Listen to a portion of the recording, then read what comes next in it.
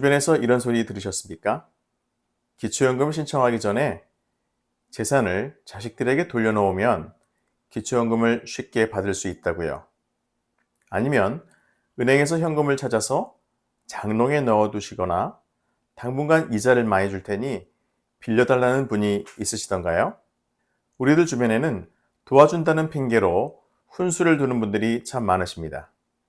그 중에는 정말 걱정이 돼서 그러시는 분들도 있지만 사실은 본인이 책임지지도 못할 말들을 하는 경우가 대다수입니다. 아주 최악인 경우에는요, 여러분들의 돈이 탐나기 때문에 높은 이자를 준다며 유혹하는 경우도 많이 있습니다. 젊었을 때 사기를 당한다 해도 일어나기 쉽지 않은데 노년에 사기를 당한다는 것은 기초연금에 탈락하는 것보다 더 큰 재앙이 아닐까 생각합니다. 돈을 빌려주기는 참 쉬우나 다시 되돌려받기는 정말 어려운 것이 사실이니까요. 기초연금을 받기 위해선 어떤 준비를 해야 하는지 제임스가 여러분들의 연금 가이드가 되어드리겠습니다.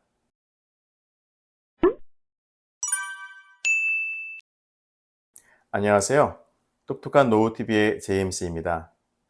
젊으셨을 때 열심히 일하시고 가족들 뒷바라지 하시느라 모아놓은 돈은 온데간데였고 앞으로는 100세 시대라고 하는데 살 날을 생각하면 가슴이 너무 답답한 경우가 많이 계시죠. 특히 대한민국에서는 아직도 생활이 어려운 자식들을 도와준다는 마음으로 아무런 노후 준비도 없이 현금을 주시는 경우가 상당히 많습니다. 그래서 그런지 요즘 어르신들의 최대 관심사는 단연 기초연금입니다. 일단 수급자가 되면 혼자 사시는 단독 가구는 32만 원, 부부 가구는 52만 원을 평생 동안 받을 수 있으니까 생활에 큰 보탬이 되는 것이 사실이죠. 게다가 해마다 물가 상승률에 따라 인상되기까지 합니다. 그래서 요즘 따라 어떻게 하면 기초연금을 탈락하지 않고 혹시 감액되지 않고 받을 수 있는지에 대해 질문하시는 어르신들이 참 많으십니다. 그런데 그 방법이라는 것이 개인이 처한 상황에 따라 모두 다르기 때문에 단적으로 설명드리기는 참 어려운 것이 사실입니다. 주위 사람들을 보면 부자인 것 같은데도 기초연금을 받고 가난한 것 같은데 기초연금을 못 받는 사람들이 있습니다. 왜 그럴까요? 그 모든 비밀을 하나씩 풀어드리겠습니다.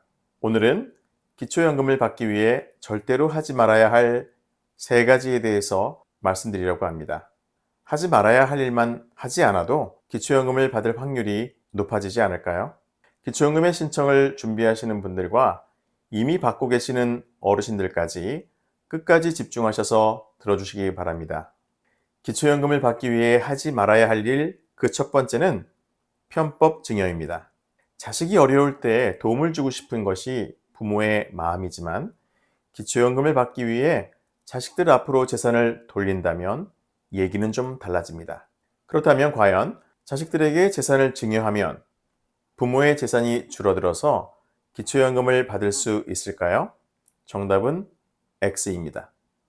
2011년 7월 1일 이후에 재산을 증여한 경우 증여일로부터 본인 소비분, 자연적 소비 금액을 차감한 나머지 금액은 부모의 재산으로 계속 인정됩니다.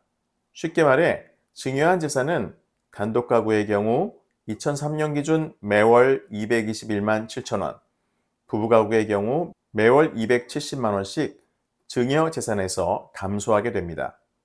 따라서 자식에게 증여한 1억 원이 부모의 재산에서 완전히 없어지려면 단독 가구의 경우 221만 7천 원씩 45개월, 즉 3년 9개월이 지나야 1억 원이 소멸되고 부부 가구의 경우 270만 원씩 37개월, 즉 3년 1개월이 지나야 1억 원이 소멸되는 것입니다. 3억 원이라고 가정을 했을 때는 단독 가구는 약 11년, 부부 가구는 9년 3개월이 지나야 완전 소멸됩니다.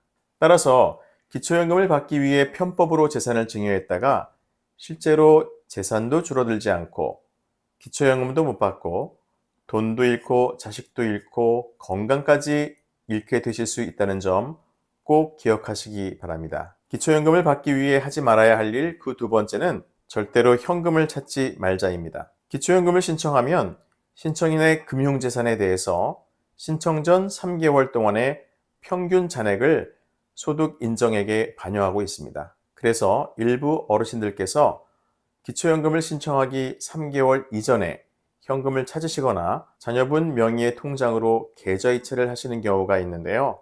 그럼 어떻게 될까요? 기초연금을 받으실 수 있을까요? 정답은 다 걸린다는 겁니다. 고의적인 재산의 축소와 자녀에게 편법 증여 등을 통해 기초연금을 부정수급하는 것을 방지하기 위해서 2011년 7월 1일 이후에 처분된 재산이나 금융거래 내역을 모두 조사하고 있습니다. 따라서 증빙 자료를 제출하지 못하면 어르신들의 재산은 그대로 반영되게 되어 있습니다. 이 점 꼭 조심하셔야 합니다. 기초연금을 받기 위해 하지 말아야 할 일 그 세 번째는 자녀에게 명의를 대여하지 말자입니다. 대부분의 어르신들은 자녀의 부탁으로 통장이나 사업자 등록의 명의를 빌려주신 경험이 있으실 텐데요. 명의를 빌려준 후에 발생한 자녀의 사업소득이나 통장의 거래 내역이 모두 부모님의 소득 인정액에 반영되기 때문에 기초연금을 신청하게 되거나 이미 받고 계신 부모님의 재산과 소득이 늘어나는 결과를 초래하므로 기초연금에서 탈락하신 분들이 정말로 많으십니다. 명의 대여를 통한 소득은 대부분 불법, 편법이기 때문에 실제로 소명할 수 있는 방법이 없다는 것이 가장 큰 문제입니다. 실제로 이런 경우도 있습니다. 자녀가 승용차를 구입하는데 보험료를 절감하기 위해서 부모님과 공동 명의로 차를 구입하시는 경우가 있는데요. 만약 소유권 지분율을 50대 50으로 4천만 원 이상의 고급 승용차를 등록했다면 기초연금 계산 시 어떻게 반영될까요? 4천만 원의 50%인 2천만 원만 부모님의 재산으로 인정될까요? 아닙니다. 정답은 100% 부모님의 재산으로 반영됩니다. 따라서 부모님께서는 4천만 원 이상의 고급 승용차를 소유했기 때문에 기초연금 수급에 바로 탈락하시게 되는 거죠. 자식 보험료 몇 푼 아끼려다가 부모님 기초연금 월 52만 원이 통째로 날아가는 경우가 실제로 우리 주변에서 일어나고 있습니다. 어떠한 이유에서든 자녀에게 명의를 대여하는 것은 신중하게 몇 번을 생각하셔서 결정하셔야 합니다. 제일 중요한 것은 주변 사람들의 이야기입니다. 이럴 때 자녀를 도와줘야지 언제 누가 도와주냐? 라고 말씀하시는 분들의 조언을 들었다가는 큰 낭패를 당하기 쉽습니다.